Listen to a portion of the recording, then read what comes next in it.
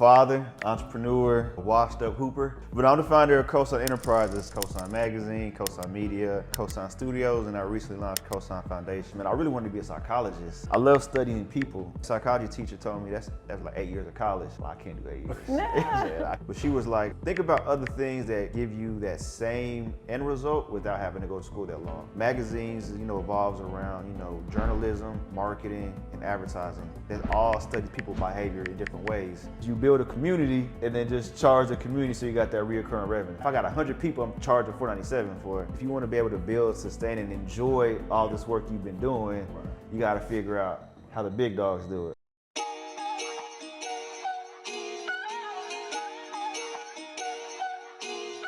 Welcome to the Minding My Creative Business podcast, the #1 podcast for creatives to learn strategy, structure, and self-development. I am your co-host, Ron Ironically Jr. And I am your co-host, ShySpeaks, and I'm excited, as always, about the episode because of the person we're about to, this is a different realm of creativity. And you said this is the #1 podcast for creatives. It's for creativepreneurs, creative entrepreneurs to learn strategy, structure. So we want you to be creatives, but we want you to mind your creative business. So welcome you. And then without further ado, welcome my homie KG in this thing. Hey, how y'all doing? Let me give him a little something about you. Okay. So KG is he is the founder of Cosign Magazine, Cosign Media, Cosign Studios, and so matter of fact, this is how I would introduce him. Yeah. Right. But what we always ask. You always ask, how would you introduce yourself? Man, I'm a father, entrepreneur, washed up hooper. I still get out there. But I'm the founder of Cosign Enterprises. So like you said, Cosign Enterprises entails Cosign Magazine, Cosign Media, La Vida Cosign for my Latino brothers and sisters, and then Cosign Studios. And I recently launched Cosign Foundation, where we give back to students who are looking to get in the field of, media production. So we're teaching them podcasting, photography, videography, and storytelling. Wow, that's dope. That's dope. I told So you. trying to make Cosign a household name, like Apple, Sprite, Dr. Pepper. Even if you don't consume it, I want everybody to know the Cosign name. So that's why I name everything Cosign. Come on, branding. We ain't even in the episode good, and he already talking about branding. Branding. And being a conglomerate household name type of brand. I love it. For sure. So we said the magazine. At the magazine, print, digital magazine. Okay. And you said it's the media. The media, so we do content creation, marketing for small businesses and enterprises. Cosign Studios, our 2,500 square foot creative space for podcast production, photography, videography, and intimate events. And then La Vida Cosign, our storytelling platform for Latinos, and then Cosign Foundation. Wow. No, I love it, and I like the foundation piece as well. For sure. Because it's that giving back piece, Definitely. right? To where it's like, okay, yes, I'm doing great things, but I just don't want to limit it to me doing great things. Exactly. Let me go in and invest in young people and show them how they can be great, utilizing, to get the art of storytelling, utilizing media, podcasting, photography, and all those things. So, Exactly. No, that's dope. Yeah, That's I dope. appreciate it. Appreciate it. How did you? Okay, I mean, we're gonna get into the business side of it, but that foundation is intriguing to me because I'm in the nonprofit space myself. For sure. So what made you want to develop this foundation arm to the multifaceted things that you're doing? Man, honestly, because I was already doing the work, right? So I do a lot of business programs, cohorts, accelerators, and then speaking at schools. So I'm already doing the work, and some of my colleagues told me like, hey, do you have a foundation we can support? And I was like, nah, I really don't. I just do the work, right? So I'm already giving out grants and all these things, and one of my baking partner was like, you really should be a nonprofit for these cohorts. And for me, it really wasn't about having the name or the title for the foundation. It was just something I was already accustomed to do. Yeah. But of course, as a business and entrepreneur, it just made the most sense to let me just go ahead and legally form this. So I am doing the work, and it could save me some money, so now I can give more money back to the communities I'm trying to serve, right? So now I could save more from these grants that I get to give grants. I could save more of that to give more grants to entrepreneurs, and then I could put on more programs for the students as well. Because when we first started, we were only doing one program a year. Now we got 2 business programs, and we just launched our foundation and already done a women in sports and media event and award ceremony. And now with who? Dallas Mavericks at the Okay, AC. Yeah, at the AC.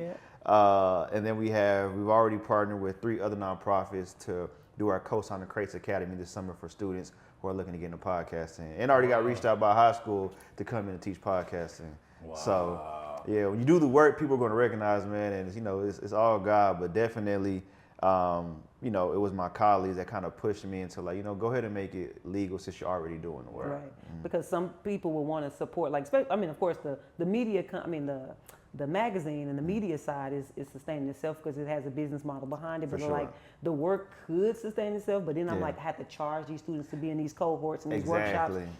And we haven't charged $1 for anybody to be a part of our cohorts or programs, anything. Wow. And other people want to look at that and be like, bro, I want to support what Cosign is doing for the youth and stuff like that. So I think it was the best move too. I saw it, I was like, there we go. Yeah. No, And let's talk about that a little bit, right? Okay. And I'm sorry, I ain't trying to hijack, but it's just, you know, as you're saying that you don't charge the students anything, nothing. right? So talk a little bit about how are you able to do that?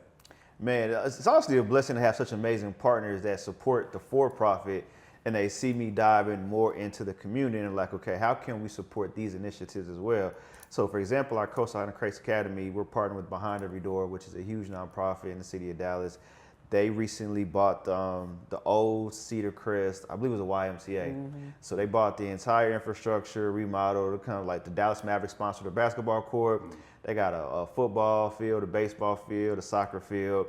They have health screenings inside the facilities, of course, technology and all that. So they, I pitched a program to them because they already have the students. They have 100 students every summer. So I'm like, okay, they already have the students.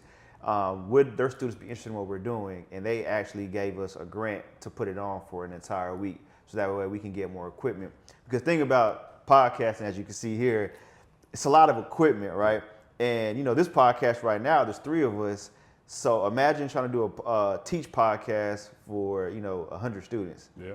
You're gonna need more section because kids also have short attention spans, right? So you got to keep them acclimated, keep them moving, keep them, you know, with activities going on.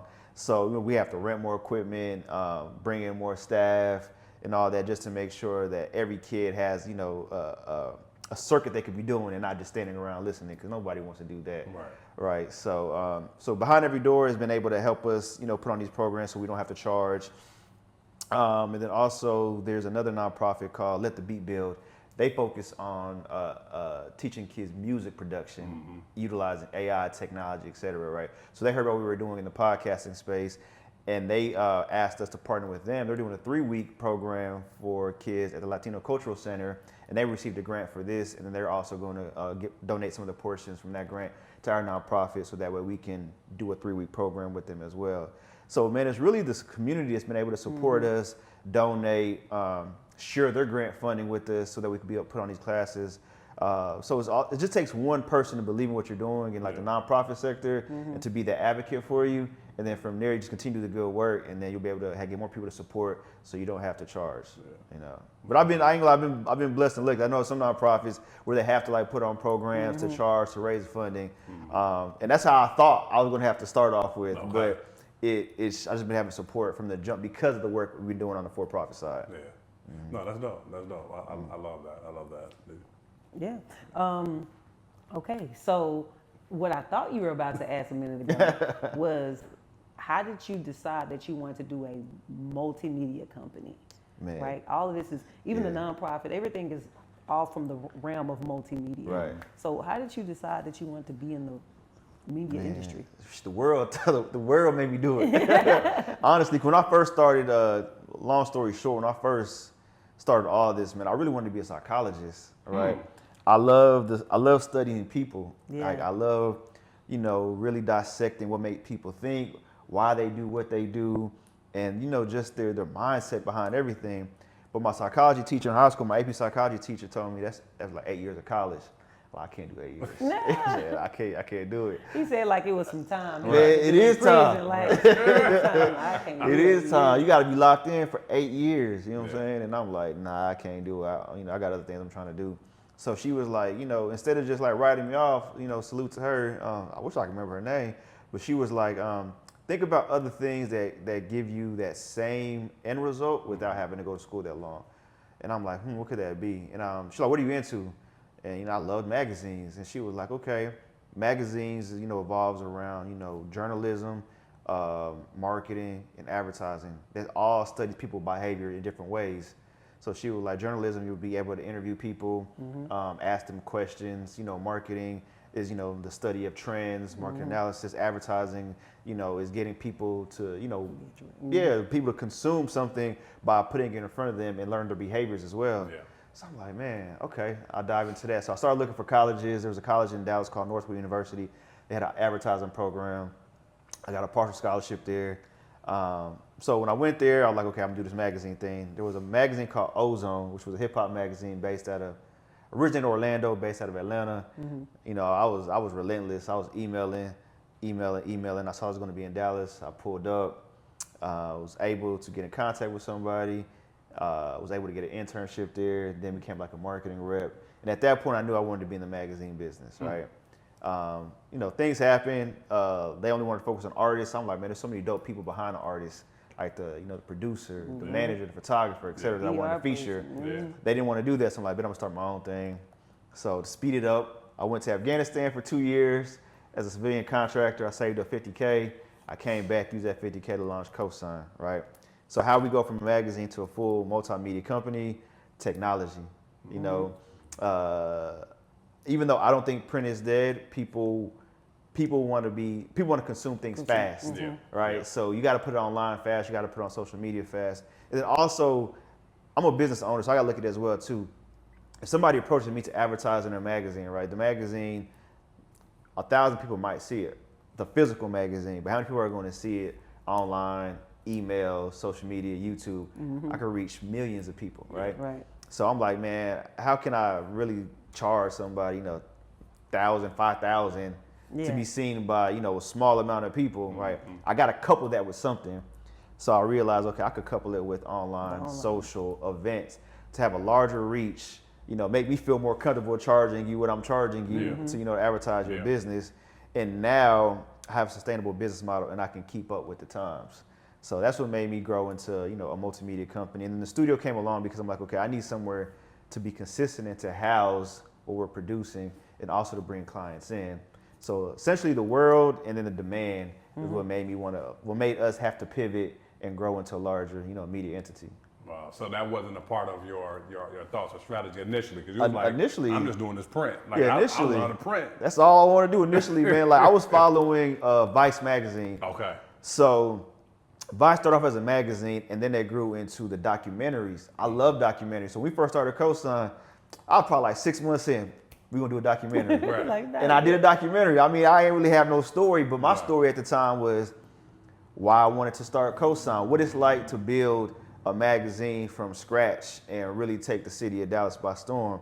And it was fire. You know what I'm saying? Then I'm like, okay, I'm going to do another documentary a couple years later. So I'm like, I'm following Vice, and then I seen that, okay, they went heavy on the digital content. They went, TV, news, documentaries. I'm like, okay, that's where the world is going, so I got to follow suit. Right. And then I stopped seeing magazines from Vice completely. You know what I'm saying? Same thing with Complex. Yeah. They started off as a magazine, and they went into all content. Now they got web series, shows, the event activations, and I'm like, okay, I'm just following what other media companies are doing and realizing that if I want to be able to sustain, then I got to grow with the times. Yeah. Man, okay, so you actually already gave us some pricing strategy, even in you explaining how you got into the tech side, because for somebody who says, yeah, I could reach 25,000 people online, but I want the 1,000 people. I want that group of people, and I want to reach them with this particular magazine. And they can still do that. But you're saying the way a magazine works, basically, is it's sustained by the advertising, people sure. advertising in the mag. So you're going to cover the content that the magazine is all about, sure. but then other people who want to market in front of those people are going to do the ads. And Exactly. so in order for me to, if I'm charging you, say, okay, well, I'm going to help you reach 1,000 people, Yeah. you just you roll by it real quick because you just Yeah. know the world so good. Right. But you was like, man, I can charge you, let's say I charge $1,000 to reach Right. 1,000 people, or I can charge you $5,000 Right. if I say you're going to be in the magazine. And this month, you're also going to have this many touch points on the online medium that we have. Exactly. And then if there's some type of event or something else that's going on, or space that we can make it to where you could have an event, like or something like that, then Right. we can give you a package. Exactly. And now, instead of charging you just the $1,000, and I'm just trying to keep, and it probably won't even really be $1,000 for 1,000 people, maybe less. But instead of me just trying to 500, 500, 500, 500, Yeah. I can 5,000, 5,000, 5,000 because Exactly. I'm helping people reach this niche people who want the magazine, Exactly. and I'm reaching the other 25 that we may be touching online. Exactly. So Yeah, and you know, if you watch the way, you know, content, social media is going, like everybody's becoming, and there's no knock to it, but everybody's becoming like, you know, coaches, consulting, you know, they do it and they teach people how to do it, right? The reason why people do that, and this is just my own, you know, observation, Psychoanalysis. yeah, is because they make more money off the teaching than they do the actual doing, because there's only so many people you can reach doing a thing, Yeah. but everybody wants the results. Yeah. Yeah. They want to make the 7 figures you made, right?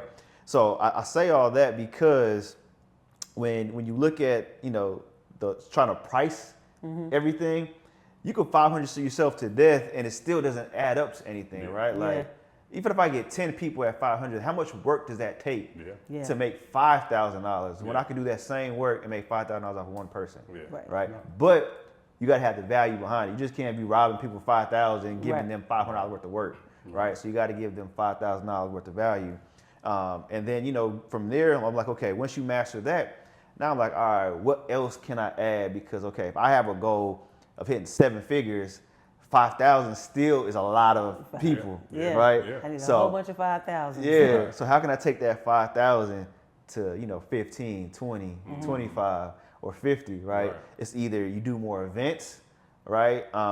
Or it's either you learn more strategies, you learn SEO, you learn, you know, advertise, you learn more things that you could take on for that person. Right.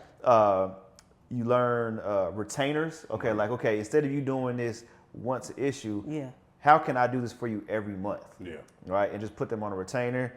Or, which is everybody doing too now, is you build a community and then just charge the community so you got that reoccurring revenue. Yeah. Right? Right. You know what I'm saying? So some type of subscription model. Right. You know, like, okay, instead of me charging you this, I'm gonna still charge for advertising, but I'm gonna give you a discount on advertising, and I'm gonna put you in this community that's charging $4.97 a month. Yeah. Right? But at that $4.97, I'm also gonna teach you how to do certain All this things so that way you don't need me for that. Right. Now, if I got 100 people, I'm charging $4.97 for.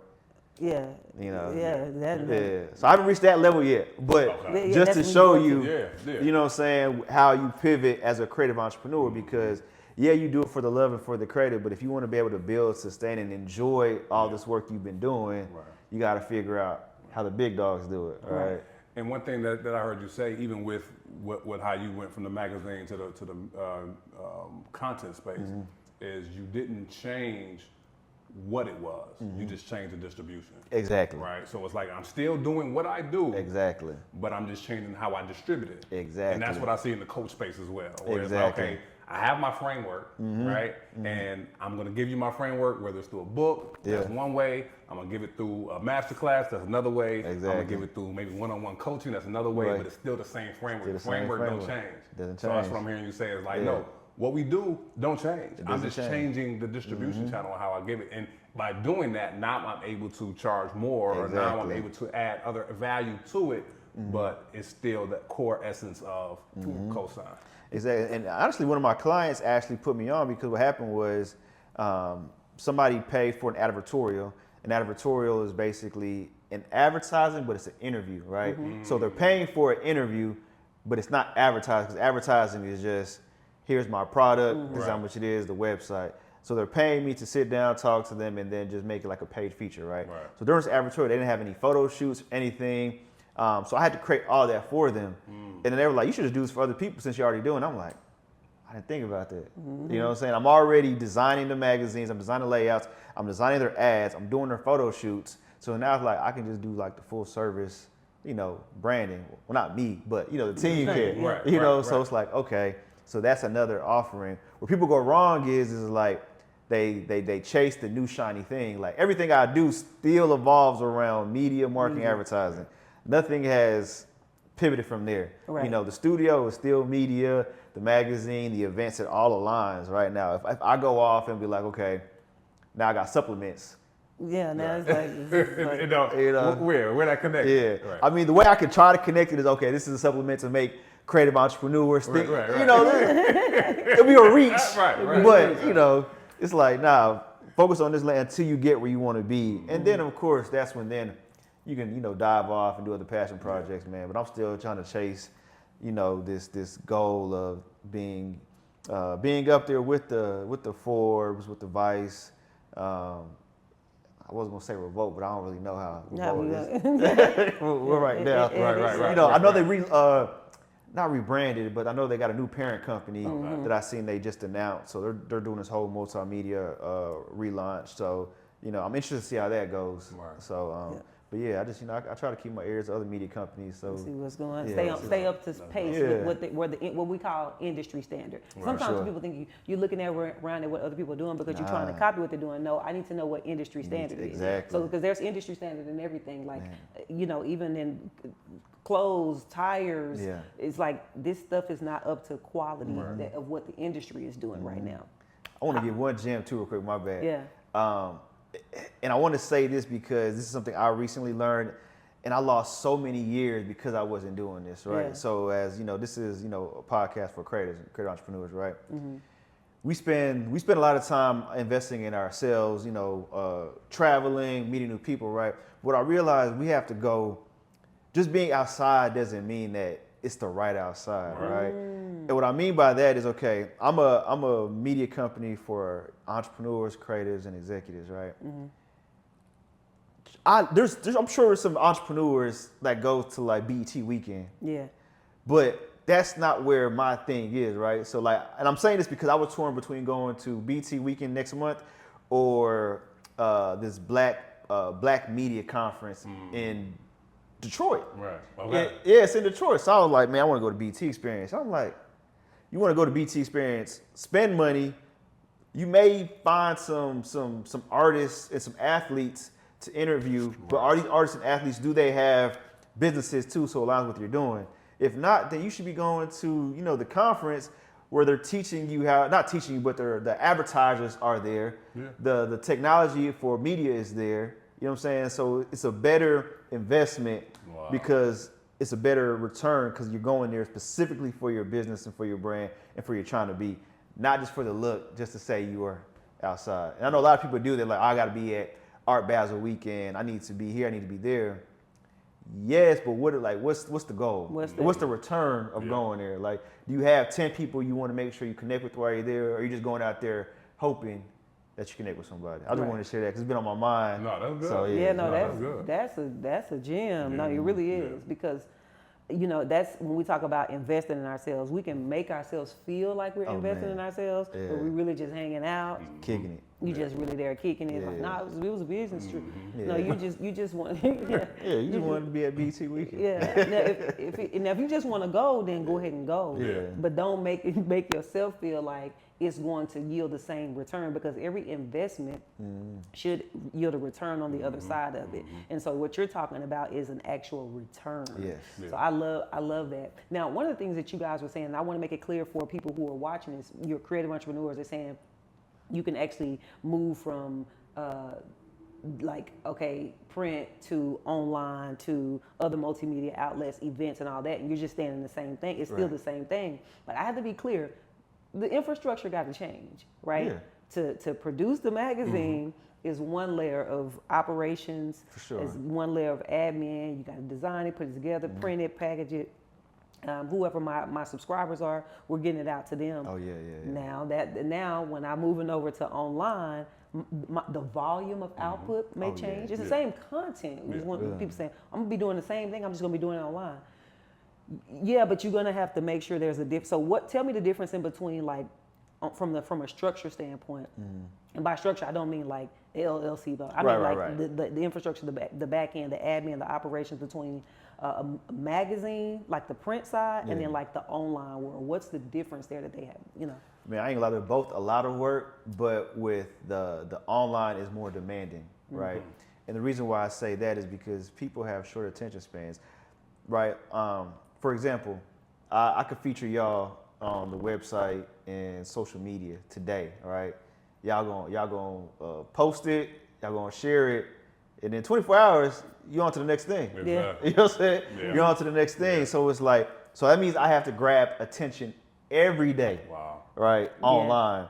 Now print, I'm only grabbing your attention quarterly. Now behind the scenes, let's say I'm doing 52 pages, because magazines you got to do in, counterparts of 4. So 52 pages, you got your cover, table of contents. You already have like 8 to 12 pages, you already know what's going in there. So the rest you got to figure out. So let's say I got to figure out 40 pages, right?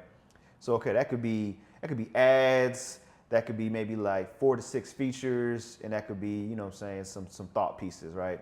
Those 4 to 6 features, you can either have them submit the photos, so you don't have to hire a photographer or do the work yourselves, or you can schedule a content day and do everybody at one time.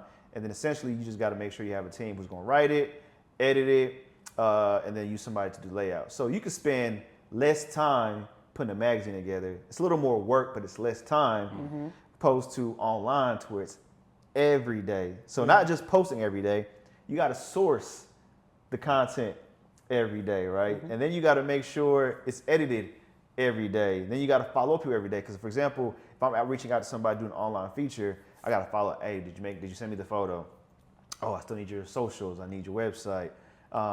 Some people want to look at it first. Can you send it to me to look at it first, right? So online is more demanding because people's attention span is so short. And then you got to think too, it's kind of like, it's a numbers game, right? So big advertisers, their goal is like, they want like 1 million unique monthly visitors or 1 million impressions, right? So you got to think, if you're only averaging a couple thousand on each web post, we did this for YouTube, but let's do this for the website. If you're only averaging a couple thousand for each, post on your page, how much content you got to put out a month to make sure you get that million, those million views? That's a lot of content. You got to reverse engineer it. Right. And that's a lot of maybe at least 100 pieces of new media that you're putting on that. Or I'm saying 100. Yeah, it's like 100. So think about it, 30 days in a month. So that's 3 pieces. That's 3 pieces a day. Right. Now, not only that, but that's 3 pieces a day that people want to see. Like, especially if you're something like me, a company like ours, where we don't feed off of negativity and drama that's going on in the world. Right. So we're focusing on original, positive content. Right. You know what I'm saying? We could just go out there, go to those sites and just reshare what they shared and just change a couple words, but that's not what we do. There's already sites for that. Right. So we spend a couple hours finding the right, content, editing it, putting it out there multiple times a day. So it takes a lot. So my piece of advice, which I wish I would have done it at the beginning, but at the beginning I was such a creative. I was just like, I'm gonna just put the stuff out. The money will come. The money will come. I wasn't thinking as a business owner. Yeah. So now the way I think of it is, right, so we're bringing back our series called 1,000 Cosigns, right? Back then, I just put it out like, I reached like, I think I got like 186 out of 1,000. Yeah. Then I stopped. I was like, man, this is too much. So, and what is 1,000? 1,000, what are you trying to get to? So basically our goal was we want to be able to co-sign 1,000 entrepreneurs, executives, and creators, so that way people can go on our platform and find out 1,000 people like they should follow, learn about, etc. Yeah.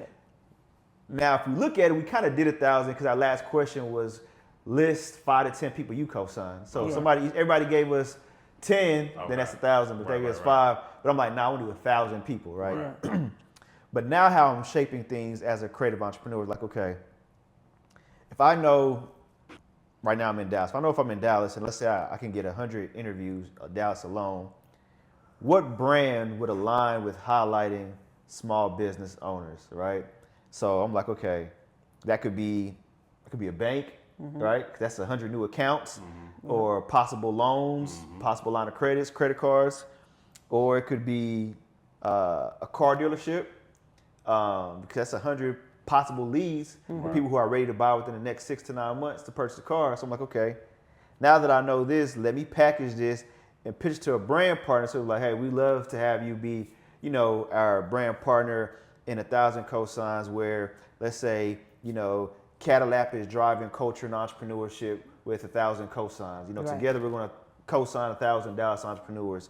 Right. That makes sense, because now that's, it pays for me to be able to spend all this time to do this. Right. And it gives them hundreds, maybe thousands of leads, thousands of views, brand affinity, because now they're aligned with positivity. It gives them, aligning with, a nonprofit if they want to do that as well. And then also gives them opportunity to be embedded in like our events, et cetera, because they're partnering with us in there.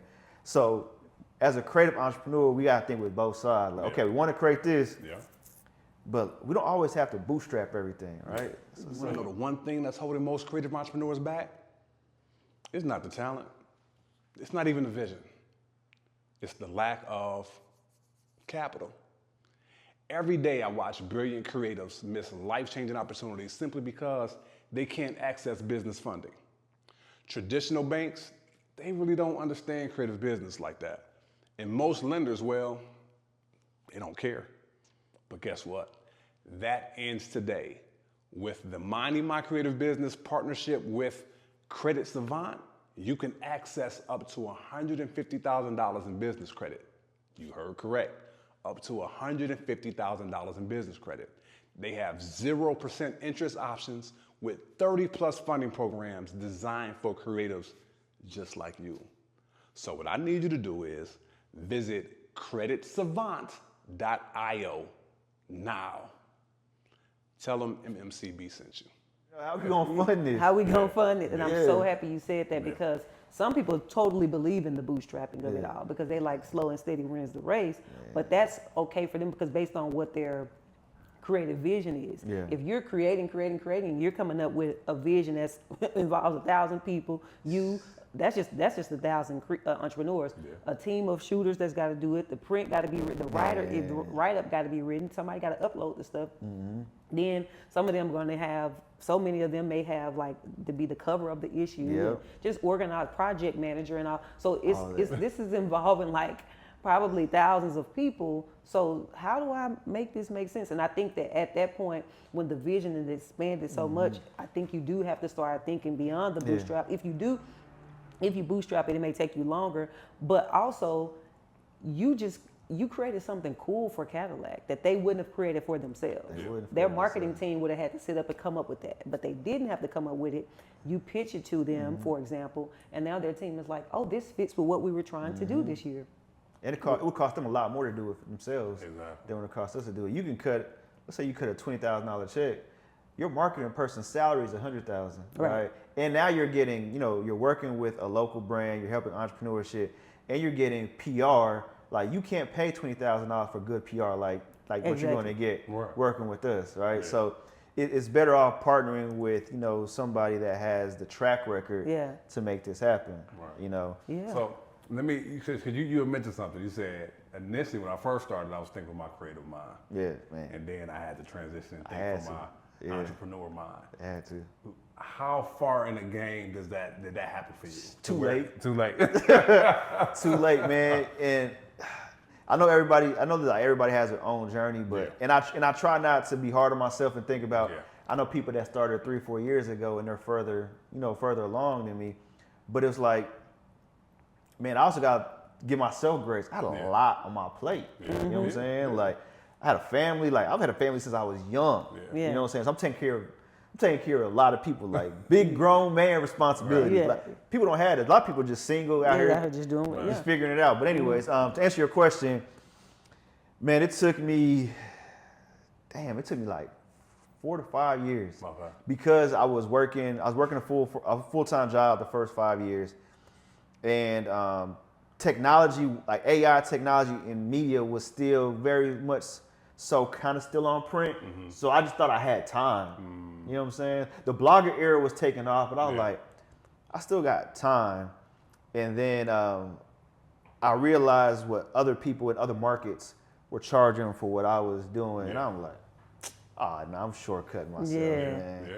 And the problem with media too is that a lot of people don't understand too is because since we're getting paid on advertising, the problem is you need the eyeballs, the attention, the audience to be able to validate why you charge so much, right? Right. So it's kind of hard because it's like I want to charge you up front for this project, the series, but if I don't have enough eyeballs on my channel or on my platform, I can't really charge you. So that's why people the first year are losing money because they're like, I just got to create all this content to get the eyeballs. Now that I got the eyeballs, then I could charge. But it's like, man, all this content I created, I did it, and I'm not making no money. You know what I'm saying? Yeah. So I'm glad that now where I'm at, I have the attention and the eyeballs. So now I don't have to worry about, doing all that for free and then trying to get it paid for. I can get it paid for up front. Okay. But it took those 5 years of, me just doing stuff, to realize that, man, I should have been thinking like this day one, And you're a part of your environment. Like I grew up, I went to high school in Killeen, Texas. None of my friends were talking about entrepreneurship. They were doing their own thing. So, as a first time entrepreneur, no friends, no family entrepreneurs. I'm just figuring it out, man. Yeah. And so much grace to you for that, because in figuring it out, you figured it out, and now you're sitting here today, obviously standing here today. So shout out to you, because I know exactly what you're talking about. And it's the reason why we have the Mind in My Creative Business podcast, because some people are like trying to figure it out. Yeah. And when you go to look for like entrepreneur stuff, it could be anything from, like you said, car salesmen, people talking about that type of stuff. You got, it's just a whole different beast. It's a lot out there for creative entrepreneurship. So how can we get people to have something that they can tap into, and they can find other creatives that are actually blazing the trail 6, 7, 8 figures? You know what I mean? Like, and what does that look like? Let them have something, because I know they already got a lot of entrepreneur podcasts out there, but it's so much. And then if you're creative, you don't feel like it's really applicable to you. You're trying to apply it as best as you can, but like you said, my world works different. It works, You out here selling a product for $1,000, and all you gotta do is sell whatever to make $1 million. I'm over here selling something that, maybe $1,000, maybe $5,000, but on the flip side, I have to have the attention to garner this price, and so it's different. And I just think that we need to have space for it, and so this is why we have it. You're right. Definitely need space for it, man. And I salute to y'all for doing this. When I first started Cosign, it was to help creative entrepreneurs. So I'm like, man, like who's making content for music managers, right? That's business, but it's really creative because you're in the music industry. Music is an art, so you're you're in the business of art. Right. So like, you can't watching YouTube videos on business isn't the same when you're in this field, right? So it's like you got to take what you can and figure out yourself how it applies to what you're doing. There's not a lot of blueprints out there for the creative side. So I want to, speaking of blueprint, I want to actually talk to you about the multimedia aspect of it that leans into events, because you talked about that as well. And so if you're watching this episode, and somebody's watching this episode, they're aspiring journalists or multimedia mogul or whatever, but they have to know, like, okay, I got the print, I got the online piece, but where does these events work in at, and what's the monetization around that? Now, I've had the pleasure of going to several of your events, and we do work together. For sure. Just because we both live here in Dallas, and we have we on the board of a nonprofit together, and all this other kind of stuff. But there is one event that I hadn't had a chance to go to, and you actually have Cosign Awards for this magazine. Man, you ain't been yet, but okay, keep going. Yeah, I know. Exactly. Why you gonna talk about that offline? No, I went this year. Remember? Yeah, I went. Remember, I went this year. But previously, I hadn't went. I went. Remember, I just went. Okay, That's right. That's right. So no, we ain't got to talk about it. I done went. I hadn't went previously. So there's a something that goes into that, and can you talk about how that ties into everything and like the monetization side sure. of events, if you know, to the best of your abilities, without Yeah. So I mean, everything from the events evolves around community. You know, if you could bring people together, man, that's where like magic happens. You know, even if you remove yourself from it, there's magic happening. Like for example, I went to an event the other day, and there's this couple who went to one of my first networking events that they met at. They became business partners in a relationship, etc. So they always tie back to like, because of Cosign, I have a business partner. Because of Cosign, I'm engaged, etc. Now there's a lot of those stories of people that came to one of our events, built community, and went off and did their own thing. So now with community, I don't say monetizing the community, but I want to say when you bring people together, it's an opportunity for them to be able to see and touch what you're doing, right? To gain a better understanding, and from there, they feel more willing to support whatever you have going on, right? So how do you monetize this? How we started was with the magazine. We print out a magazine. We do the magazine, put it online. It wasn't selling. Like, people didn't care. It wasn't selling. Unless you were featured in there, it wasn't selling. So there was this girl that we had on the cover. And it was like it's a crazy story about this. But anyways, I'm gonna tell y'all just because we crazy. I'm gonna reuse the content anyway. So yeah. I don't know what I was thinking. It was like a Caribbean, not even Caribbean cover, right? We had this white girl on the cover, and we body painted her with Caribbean flags. I don't know what What was y'all? Yeah. I mean, the girl she's super dope. Like she's of the culture, but I just don't understand. Now looking back at like, why'd I get a white girl and I put a Panamanian flag on her because I'm Panamanian, Jamaican flag on it. I'm like, I don't know. Anyways. So see, sometimes creativity just be having you. You doing just be stuff trying to see like, we're gonna get a girl, we're gonna body paint her, that's gonna be the cover. But why? Anyway, so we did that issue, and she was like, I have a good following. Like, you should do like a magazine release so my people can come and support. I'm like, I ain't thinking about that. Really? So we didn't do it for hers because it just didn't make sense. Right. But that next issue, there was this group named ADD. They were huge in the underground scene in Dallas. I'm talking about some of the best artists that ever came out the city. They sold out the Granada Theater. Like, if you're from Dallas, you know that's difficult. Yeah. So we had them on the cover. I'm like, I can't miss this opportunity because they just got off tour with Red Bull. Like, they were hot. So I'm like, we can't miss this opportunity. I don't really have any money, so I'm like, hey, I can't pay y'all to perform at this magazine release, but like, if y'all come, I got something special for y'all. They were like, say less. So we rented out an art gallery. Art gallery like $300. I'm gonna give y'all expensive so you can think about it. Rented art gallery was $300, super cheap on like a Tuesday because you get it cheap during a weekday. Somebody donated some liquor for us. I'm like, okay, and we ended up selling it. Probably, I don't know if we even could have sold it, but we sold it anyways. I'm like, I gotta make some money back somewhere. And then we did merch. So what we were selling, it was free to get in. Okay. So we weren't charging to get in because we wanted the people to get there. Right. So we're selling magazines, we're selling merch, and we're selling alcohol. So it's free entry. And what I did was, I just made the night about them. So they ended up bringing their entire audience. So it was free, but it kind of sold out because it was packed. Yeah. And then what I did was I blew the cover up and I framed it and I gave it to them. Wow. And like that experience, they're like, bro, we've never had like our magazine, we've never been on the cover, we never had like our magazine like blown up before. So this was super dope. So people caught wind of that, and it made people want to come to more of our events, right? So I think we made like a couple $100, but it's like, shit, we sold magazines, we sold merch. Yeah. And we got people together. So now we got content of what our events looks like. So like, okay, we might be onto something. Yeah. So from there, that's why we got into events.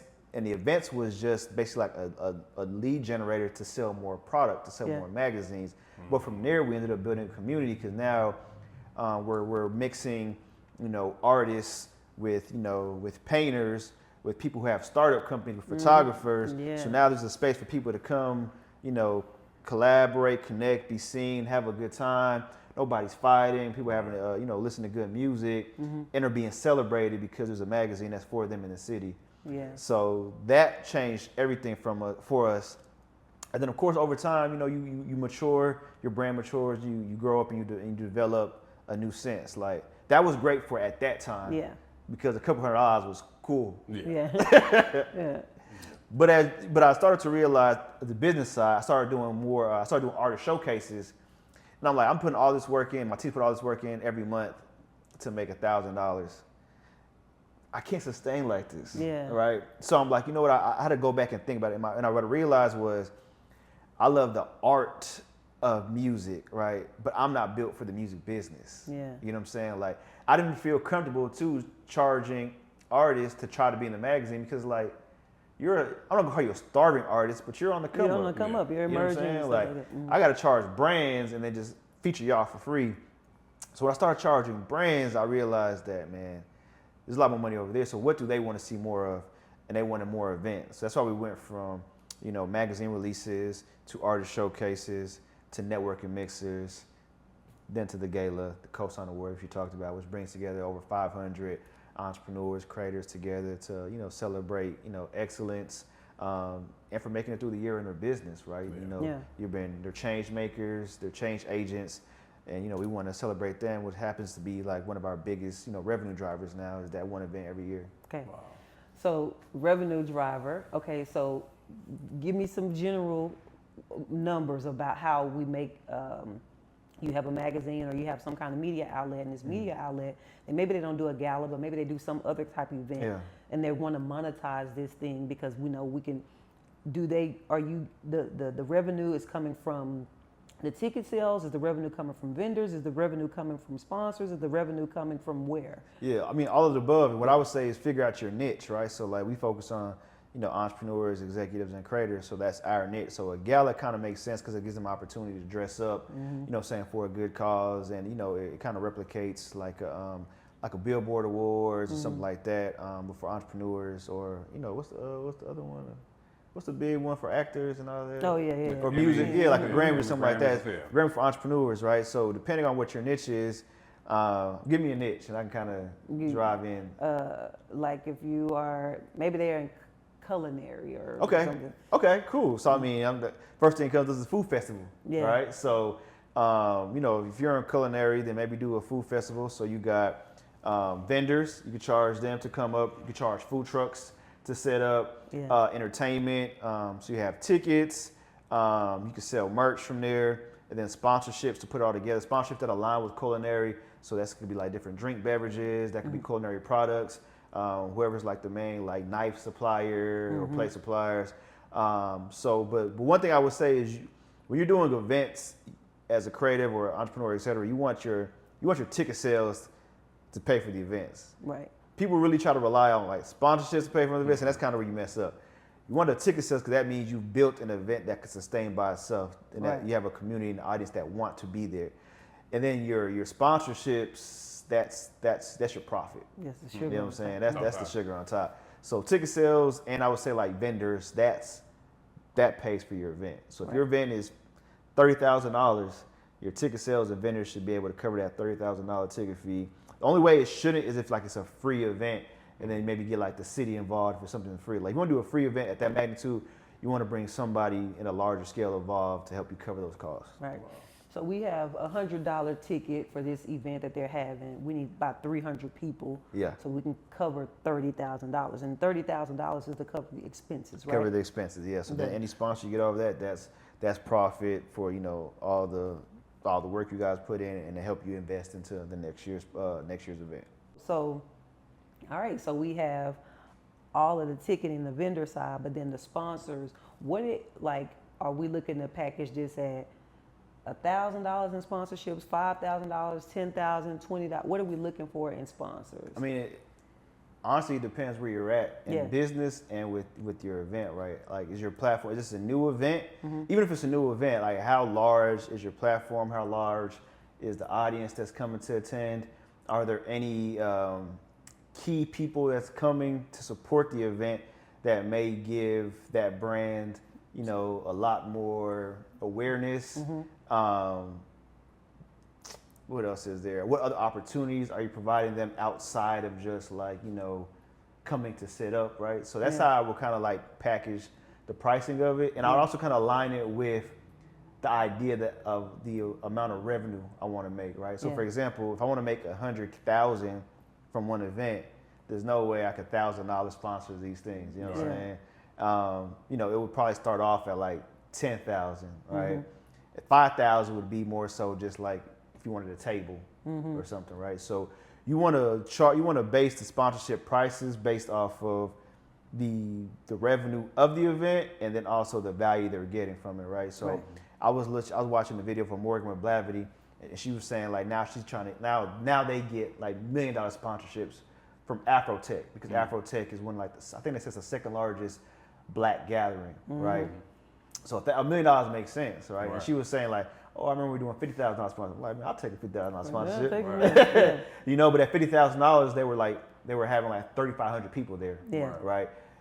Now they have 35,000 people there, so $1 million kind of makes sense. So like, you had 300 people at an event. Yeah, 300 people. I would probably do sponsorships. So like at 5,000, you know, 10,000. You know, 10,000 might be like the highest or the second highest. You know, then if I get 3,000 people, it'll probably be like 10, 15, 20, 25, maybe title at 50. You know, then once you break that 10,000 mark, you know, $100,000, $150,000. You know, you're looking at there because you know you're putting a lot more energy, time, staff, insurance for events, operations, permits, all that goes into play, and you want to roll that into, you know what I'm saying, the ROI for the sponsor. So you want to put that in there. Now you listen, you talking my language, because people love to talk about all this stuff on the front, but like you said, insurance, security, all of that other stuff goes into events. So we got to think about those things. Man, I could we can keep going with you because there's so much, but I think in just this time, in this conversation,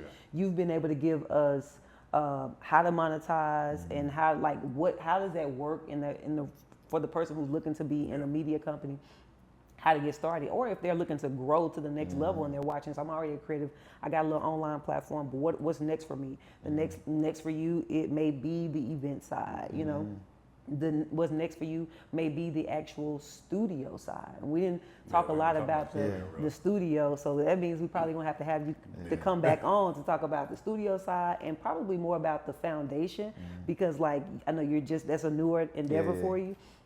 And so we want to talk about how the foundation is driving the business and the business driving the foundation and the event space and the studio and everything. So, but still, that may be the next path for them. So get the studio space, maybe and so I feel like you've given a lot. So I just want to say thank you. No, I appreciate y'all for having me on the platform. And, you know, I just want to say this until y'all bring me back. If y'all do want more content, you know, my YouTube channel, I'm trying to provide more value, more gems. So I appreciate y'all for having me, allowing me to, you know, share everything I've learned in a short amount of time, because this is a lot, you know, that I've done, that Cosine has done, that I want to make sure I can share with the people. And it comes off a lot more natural talking about it with you guys. I ain't gonna lie, I'll be sitting in front of the camera myself. What I do again? Yeah, they're like, damn, that ain't coming off. I want to have it to come off. So, you know, so definitely watch this video for, you know, a mini masterclass on, you know, media, sponsorships, and you know, whenever y'all ready, we can dive deeper. And of course, like you said, check out the page. I've checked out the page. And what is the page? So our YouTube is a Cosign Network. So if you go on YouTube, search Cosign Network, or I think the URL is youtube.com/CosignMag. But it's the same thing. So just go check that out. The goal is, and I want your audience to keep me, you know, accountable. The goal is to, you know, drop. I told her a video every day, but I'm gonna say 3 to 5 videos a week. So keep me accountable. If y'all watch this and y'all don't see 3 to 5 videos a week, put on the comments, man, that dude was lying. You know? So keep me accountable. I want to ask you something before we get out of here. Aside from them staying up with you as far as like for more, you know, for more information, because you're just sharing it with entrepreneurs and you're always around different entrepreneurs, from sporting events to sporting teams to banks and all that kind of stuff. But like, if somebody's looking to like, hey, I like what he was talking about with the foundation side. Like, how can they really support Cosign right now? Man, that's a great question. Thank you for asking that. If you're already in media and you know you want to support, we definitely need volunteers, right? Because we're building out these curriculum for these students, and like I was saying, with media and podcast production, you want to be able to have enough hands and equipment for the students. And if you don't have enough staff, then the kids can kind of lose, you know, the energy and their attention, and it doesn't become as engaging for them. So I want to keep them engaged. So if you have any experience in podcasting, you don't have to actually do podcast production, but if you're a podcast host, a YouTube creator, you have any insights on one, storytelling, how to articulate a good concept, or if you know anything about video, audio, the equipment technology side, please reach out to us to volunteer. We'd love for you guys to kind of either help assist on some of these workshops that we're doing, or we could talk about you guys leading some. We already have opportunities for that. Outside of that, if you're an entrepreneur, then, you know, take advantage of our Entrepreneurship Summer School this June through August. It's a six-week cohort. We're teaching entrepreneurs with Comerica Bank everything from AI and technology, sponsorships, brand partnerships, social media, mergers and acquisitions. Let's say you just want to create, but you want to have something that generates money so you can focus on creating and you have a good credit score. We're talking about how you could buy a business, you know, buy a business, have somebody else run and have that passive income so you can focus on creating, right?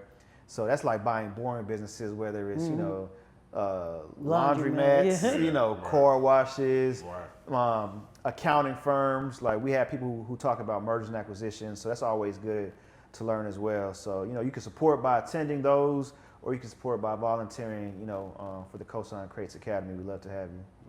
Absolutely. No, listen. I normally ask if it's one thing you want to leave everybody with, but I think you done left a lot. Yeah. Follow us on YouTube, man. Follow us on YouTube, man. Those views eventually gonna turn into something. So follow us on YouTube at Cosign Network, but youtube.com/CosignMag. Well, no, listen. Thank you. This has been a phenomenal interview. So as we wind down, we want to thank you all as well for watching the episode. There's a couple things we want you to do, right? We want you to definitely like, right? Comment, right? He said go to his page, and if he ain't doing what he's supposed to do, leave a comment, say he lying. So leave a comment. But then we also want you to subscribe, right? As we grow this channel, we definitely want this to be a platform for you and share with other creative entrepreneurs or people that are, you know, aspiring creative entrepreneurs. So that they can get this information and grow as well. So do those things, and then also join our Creators Corner community, where it's a community for creatives like you who wants to develop that strategy, structure, and self-development. We have a phenomenal newsletter that does that, as well as a community of other creative entrepreneurs like yourself that you can network with and fellowship with, motivate one another so that you can grow on your journey. And that can be done at mmcbpodcast.com. mmcbpodcast.com. All right, so do that today. And as always, when we end an episode, I want to make sure we have an opportunity for you to speak, not commenting, literally to speak, because we've been talking, you've been listening, but we want you to speak over yourself, because that's the thing that actually helps reimagine how you see yourself and what it takes to actually succeed. So we have a mantra that we do at the end of every episode, and I want everybody here to say it out loud. I want you to repeat after me. Let's say this. All it takes is intention, consistency, and laser focus, to mind my creative business. Peace.